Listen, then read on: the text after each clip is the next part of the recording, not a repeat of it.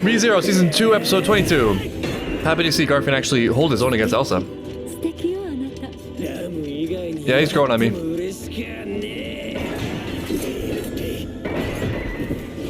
Well, I mean, she's just playing around, right? That's what it looks like. Hard to tell, because she never stops smiling. She's just a very positive person overall. That's why I like her. Wow, with his teeth.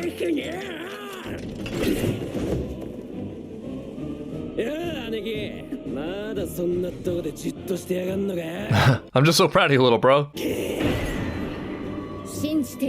Yeah, we got it. Awesome. Oh no, but her face! Her face! There's also the other one. What's her name? And also there's Elsa. Who, you know, maybe could do this by herself. Oh, that was terrifying. Also, beware the fake out. You're gonna think you killed her, but she's still gonna be alive. She's gonna use her cloak somehow. My first love. It's cool that that becomes his role, like a defender. It makes perfect sense, actually. It's one of those nice moments where the sort of fantasy element of it, or game element of it, or whatever, has character and story significance. Because he's been protecting the village this whole time, or so he said. Really, also a large part of it was that he was protecting his childhood self and his childhood ruminations, and his mother, in a weird way, the memory of her. But now that power and instinct has turned outward into something really nice. And like so many of these amazing character arcs and turnarounds in Season 2, it's all thanks to the heart and spirit and goodwill of the protagonist, Echidna. Thank you, Echidna, for the trials. Very curious to see how this goes.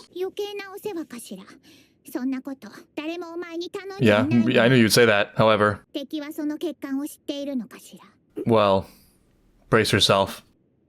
Oh, you already know. That's our huge relief. I don't have to say it. Another betrayal by somebody I was once close to. Nothing has changed. That flashback is so great for this moment. She's kind of given up. I mean, that's, I think, her problem. Not all that dissimilar from Roswell. Good.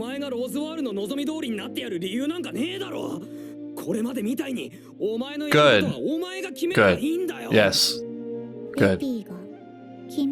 Critically, not do what I say and I'll save you and you don't need to think about it. Just fall into my loving embrace. Take some damn ownership of your life. Mm-hmm. And so what? The next part. The part after that, I guess. The second best time to start is now.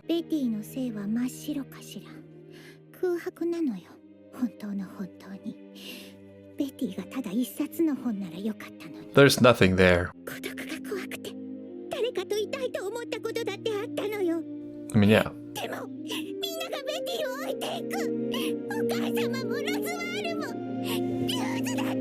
Yeah, it's understandable, but this is another example of defender of your own prison thing. This is an identity that has no future reality, just a past reality. There's a lot of great qualities about Subaru. One thing he possesses that I do not have is patience. In this moment, with all the things that are going on and all he's struggling with, to come across the same problem in everyone again and again and to treat their problems as uniquely special, that's tough. It's a really fine line because you can be simultaneously sympathetic and understand 100% what someone's going through and also be totally over it. Especially if like you've already been there and back, you understand perfectly well what it is. But you also, now that some time has passed or you're just in a different circumstance in your life currently, you know it's not the final assessment. You know, it feels like it's going to be forever, but it isn't. It's just like a dark period you have to get through. You can't solve their pain for them. So you're relaxed and as a result, you look callous and you look like you don't understand. And also because you're thinking clearly, you might recognize that a lot of what they're going through and saying is real pain. But there's another element of it, which is the fact that they're attached to the pain and the story of their pain. There's a part of the story that they need. It's the identity that keeps them safe thing. Actually, maybe especially for the kind of thing Beatrice is doing now with that whole, don't you understand my past? I've always failed. I've always sucked. What they're trying to do, at least in part, is to defend against having to believe or do anything differently in the future so that they can have a different outcome because that process is terrifying. So they're fighting to enhance the story of how terrible and hopeless things are. So it's not just pure pain. There's a little bit of antagonistic sophism in there, just trying to win the debate, where the condition for them winning is convincing you that they are hopeless, which can be really frustrating. And so you're navigating that and the sympathy at the same time and trying to decide between how much actual direct, practical problem solving rationale is useful versus like just giving them the emotional support. You know, it takes a lot. And for him to do this over and over and over again with everyone when lives are at stake, he's a great man.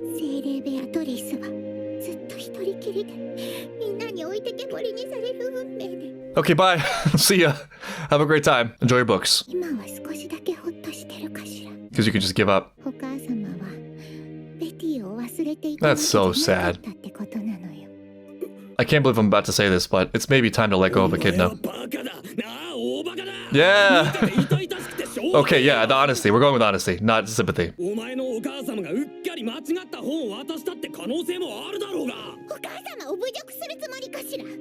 Yes, I have intimate experience with mother.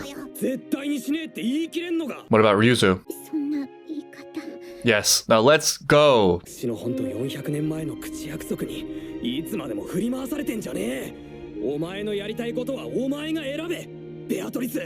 We'll work this out as we go.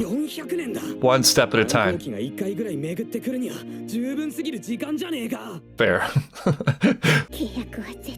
Doesn't really seem that way. I mean, Echidna's contracts just seem like manipulations.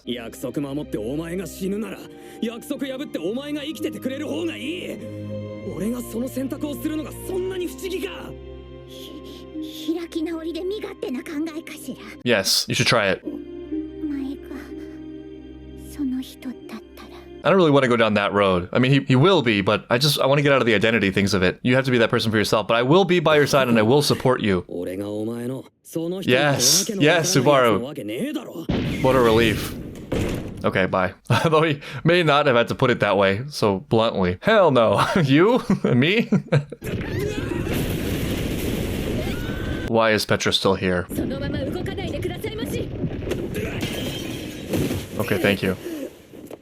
That was an incredible rescue. It's okay, I've had worse experiences falling through windows.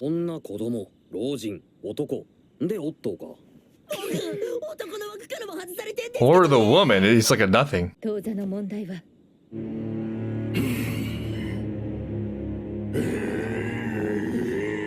Which is responsible for this monstrosity? Yeah, things are looking up for us. This mansion will never be the same. Good job, Otto.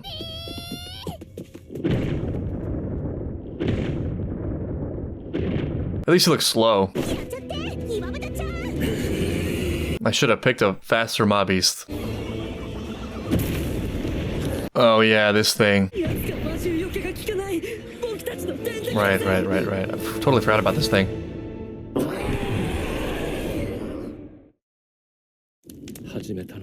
Wow, this cut though. This cut to a conversation. If only Reinhardt was here. The present?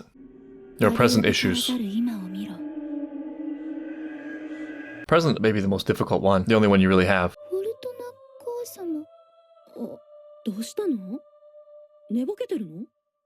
What are you supposed to do in this one? How do you pass? By rejecting it?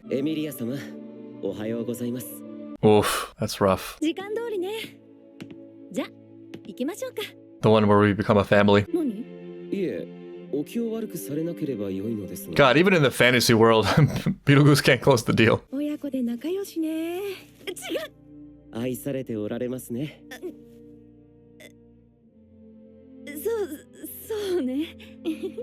This is terrible. Give me the real world. Behold an unthinkable present where Betelgeuse actually finds love. Betelgeuse rolling in his grave right now. Emilia likes it.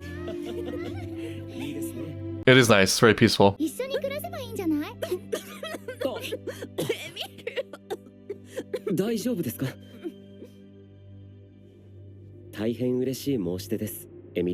But I am afraid I am forever friend-zoned. Maybe this is where Emilia's heart really lies. Meddling in people's romantic affairs.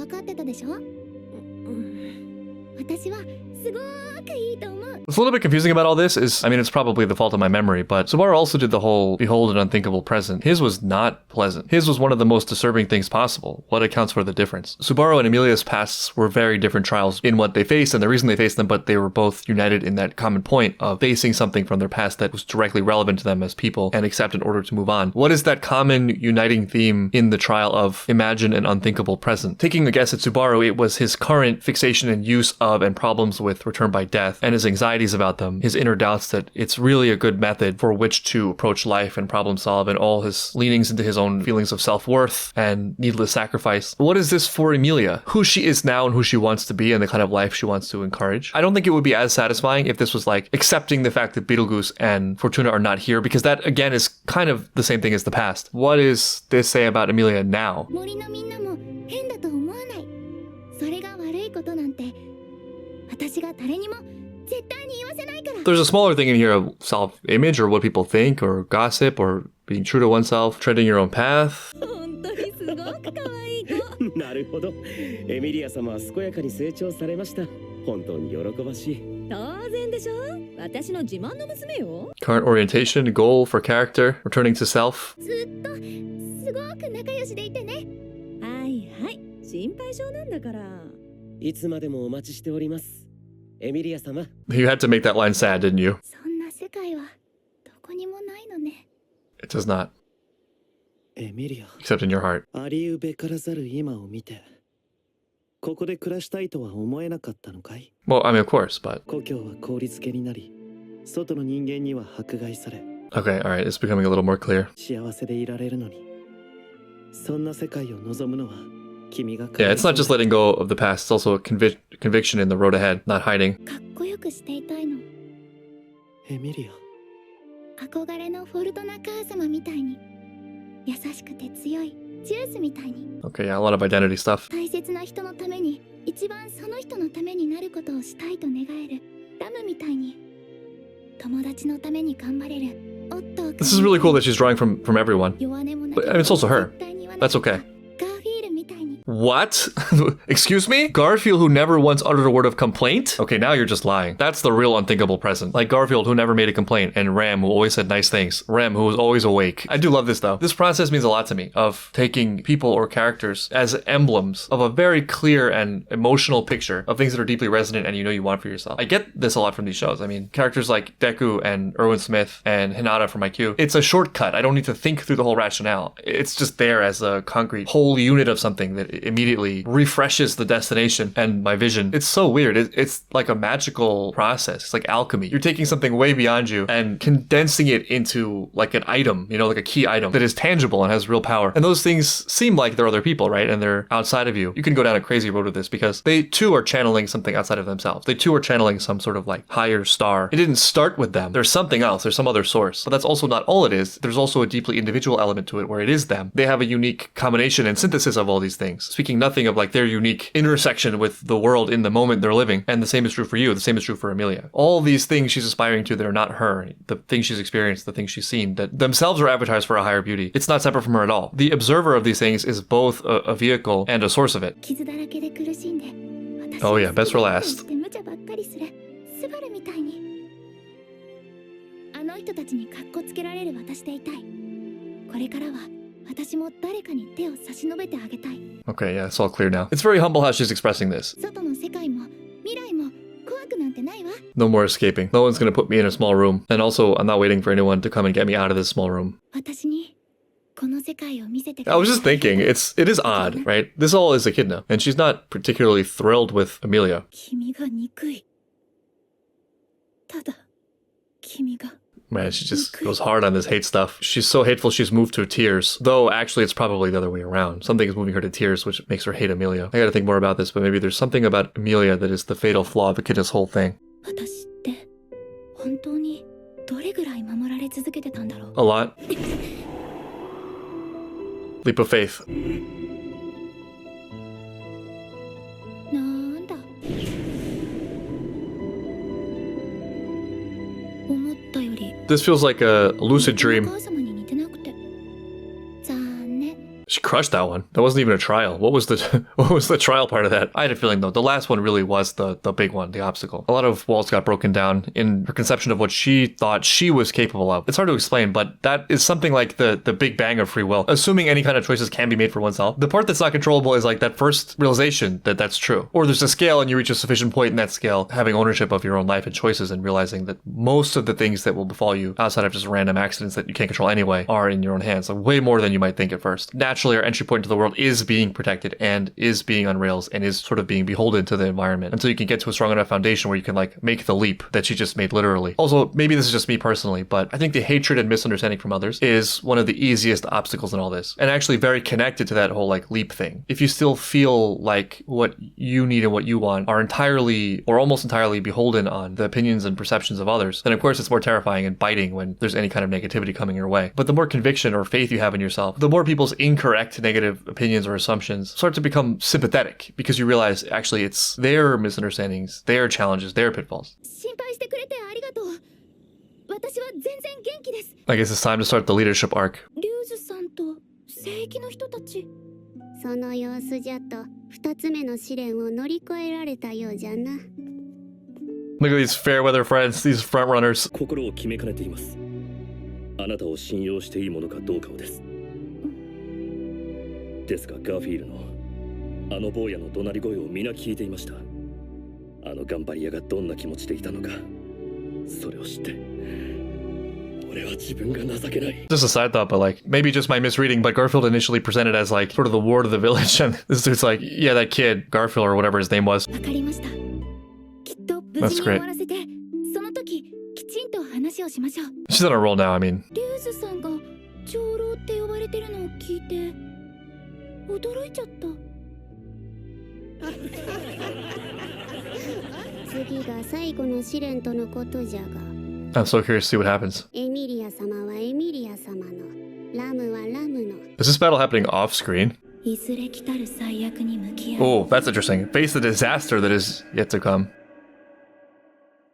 Happiness reflected on the water's surface. Nice. Though it's hard to tell how much reality there is to these trials. Echidna, she seems to have some clairvoyance over events. Whatever the case of the reality of the predictions. Just narratively, I feel like it's likely we see things that will come to pass, though maybe not in the exact iteration that we see them. Character-wise, though, it is really cool to think about in terms of future pitfalls, future risks, dangers for her going forward on this path, as well as dreams, though there's some overlap there with the present. What's really cool and interesting about these trials is that this is an exercise that you can do without any sort of magic. Almost exactly. You can start in the past and try to identify the key experiences that shaped you and maybe what lessons you picked up from that as a kid or teen or whatever that were the best conception you had of them at the time, but maybe could use a little bit of rounding out or revisiting. This can often be illuminated by frequent repeated errors in the present. There's that thing of if it happens once, it's the world. If it happens every time or again and again, it's you. Those are typically pretty good flags on there being some kind of underlying assumption that leads to a behavior that isn't necessarily aligned with your conscious mind and what you want and your better instincts, but rather like some kind of survival mechanism that was formed at a young age. So that's worth looking at. Then looking at the present, what are the things you're not satisfied with? What are sort of the drags to your momentum? And also, what are your virtues? What are the things you really value? Maybe those are things to lean into. And then the future, which I think is really fun and cool because you get to imagine fantasies that make you so excited to think about and envision. That thing of like, if you have the why, you can withstand any how. Or in this case, if you have something so great that you can imagine, that it fills you with energy and passion, whatever, then that's probably something worth doing and something for which you'd be willing to suffer the pain and do the hard work of clearing the obstacles to move towards. And then also on the negative side, what were to happen if like you just gave in to all of your worst impulses and strived for nothing? All of your biggest faults that you now know in the present were allowed to dominate you. What would that look like? And that gives you a point of fear that is also a positive emotion to avoid at any costs and do the difficult work to avoid. And then if done well, you suddenly have this clearer picture of yourself and your direction. And you have energy you can tap into, whether that's positive or negative energy. And if you're doing it in a way where like you're writing it down or putting it in a video or something, it's a little bit more objective than your usual ruminations because you can come back and look at it. It came from you, but you're forced to evaluate it as an observer. So there's a way that can help to break the patterns of thought, kind of get out of the immediate ecosystem that you're in. So the title of that implies some kind of dreaded future, but it could also be something hopeful. It could be both at once. I'm really enjoying these Emilia trials. I think I have somewhat of a different reaction to her than the characters do. Like, I'm being told she's adorable. Honestly speaking, I'm not really hit with the adorableness of her character, but I do really love this turn from like trapped victim to forward looking and getting an objective, clear path through something outside of herself, the beauty that she can see, which of course actually is the beauty in herself, right? Beauty is in the eye of the beholder. It's this very humble approach to aspiration through deep recognition of beauty in a way where it's so intuitively obvious that all the doors are going to blast open for her now that she has something to hold on to and something to see that's clear.